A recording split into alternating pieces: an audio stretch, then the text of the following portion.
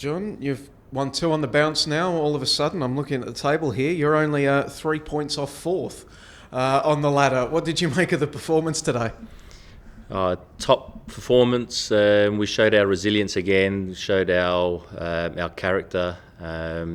It's not easy against any team, especially against a team like Victory that move the ball really well, to have 10 men for over 60 minutes. So really good, really pleased for the boys, because they, there was a lot of questions when we were conceding a lot of goals, why are we conceding? And we felt we're getting punished in situations that, last year we didn't. But they kept on believing, kept on working hard in training, working on our structures, both with the ball and without the ball. And this capped it off, this win, because to win like that, that character that we show is just brilliant. Because today really did feel like a bit of a throwback performance to last season with how strong you were.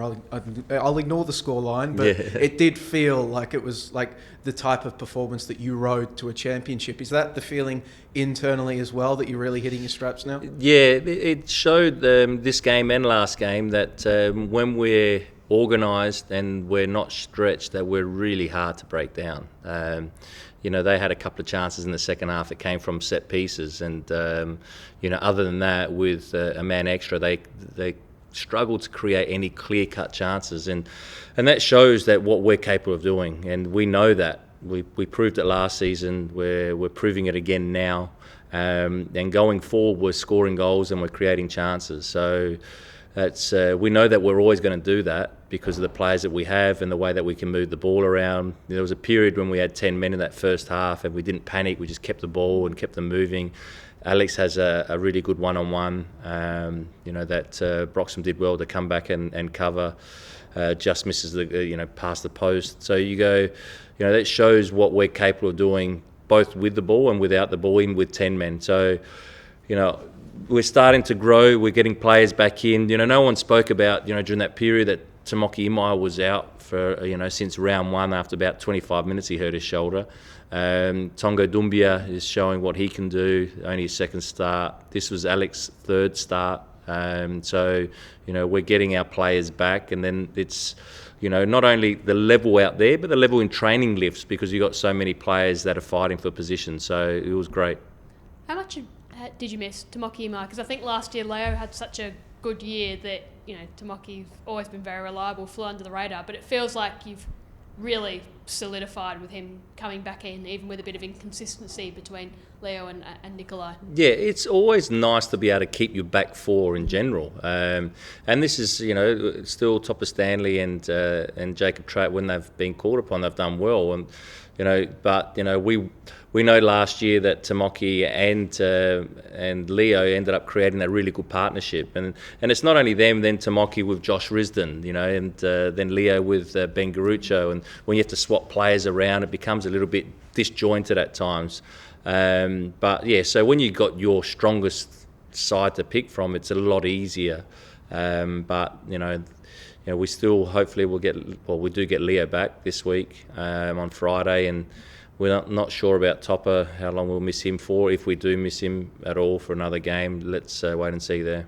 Well, clearly the red card was something to define this game. It's been 2 this year for Nikolai as well. First, how did you see that incident where he's caught Chris Konomidis? And what does it mean for Nikolai as well with that second? Yeah, I haven't had another look at it, but live I see that Nikolai's actually got the ball, first, and then, because his leg is up, it looked like that, his motion ended up continuing. If you know Nikolai as we know him, he's not a nasty player at all.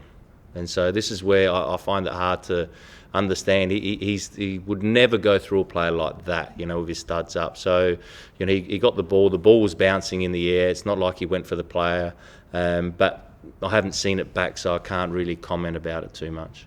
I guess he's obviously such a senior player, so it's not like a young player where you had a couple of hot-headed moments and you talk to them. Like, how does he handle this sort of situation? Because it is probably another at least 1 game suspension coming up. He's had 2 of them this year. How does he sort of handle it now? Yeah, he's down in the change room because I don't think he's really been sent off much in his career. And over nearly close to 450 games, and now he's had 2 red cards in the space of four games. So it's very unlike what his career's been about. So he's down, but he'll pick himself up pretty quickly. He'll be there for the group. He'll support everyone.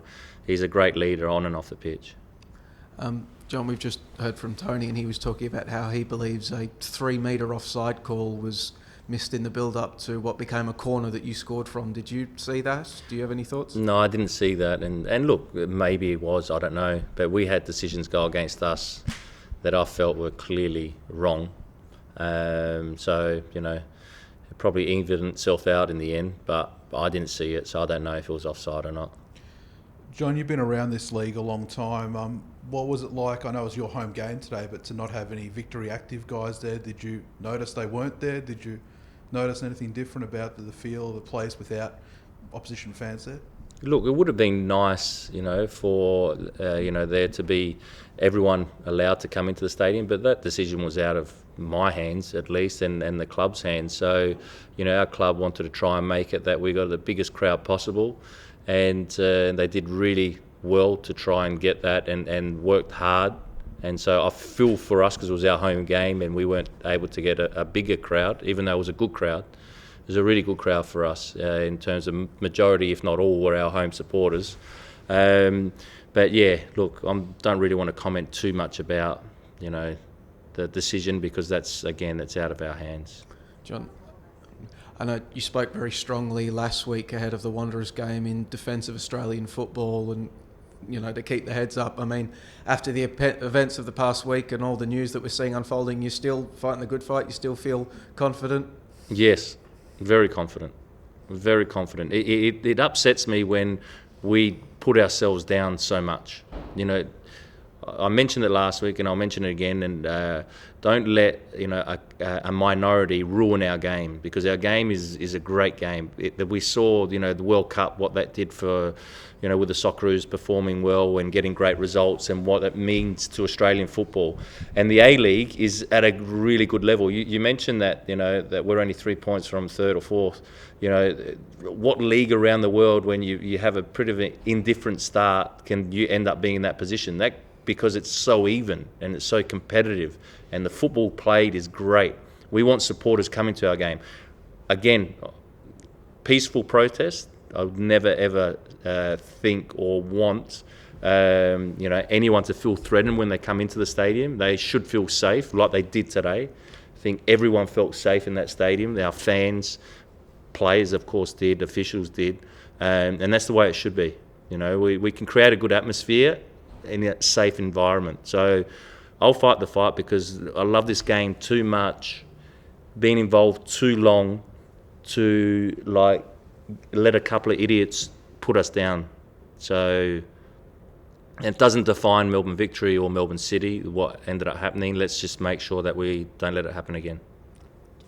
Injuries. John, have you avoided any today? And it's like a 4-day turnaround. It's pretty tight. Is there anyone that you're going to have to maybe rest or make some decisions on? Not sure yet. I'll wait and see. There might be players that are a little bit tired, but they'll recover well. How can you not recover well when you win like that? Huh? I'm even going to sleep well tonight. After a big lunch yesterday.